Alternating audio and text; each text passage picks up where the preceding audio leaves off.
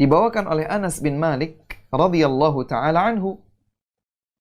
Beliau berkata, "Kana Rasulullah sallallahu alaihi wasallam yu'idul kalimata thalathan litu'qala anhu."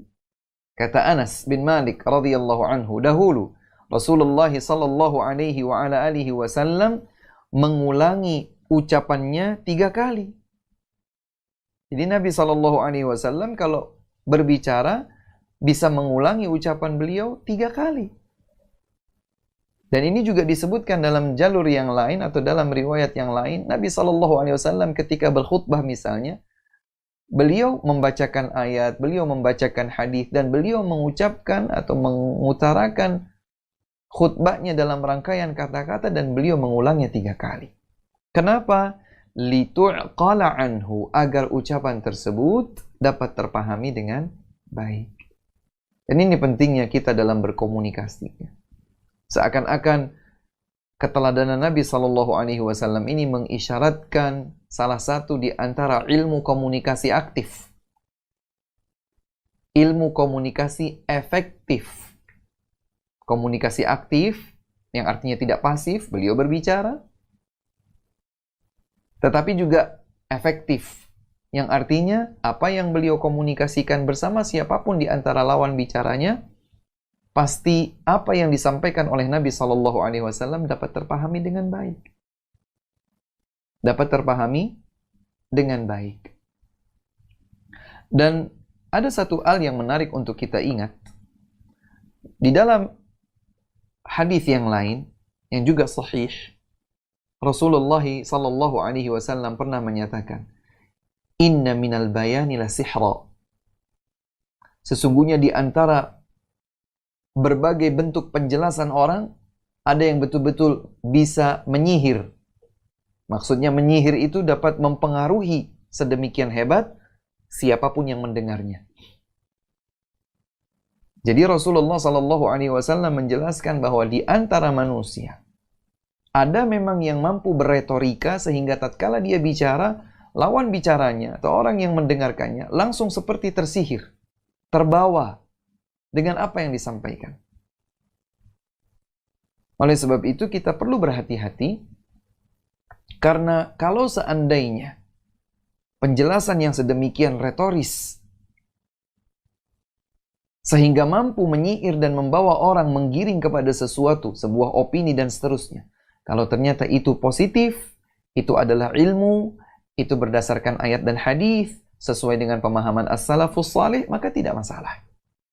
Masalahnya adalah ketika seseorang menjelaskan dengan ilmu retorika sehingga dia mampu seakan menyulap kondisi jamaahnya, audiensnya, untuk mendengarkan apa yang disampaikan, ternyata yang disampaikannya adalah sebuah kekeliruan, satu kebatilan. Wal'iyadzubillah.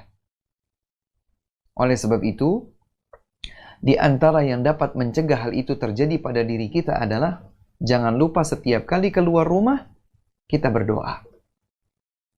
Kita berdoa kepada Allah Subhanahu wa taala agar kita dijaga dan dilindungi oleh Allah Subhanahu wa taala.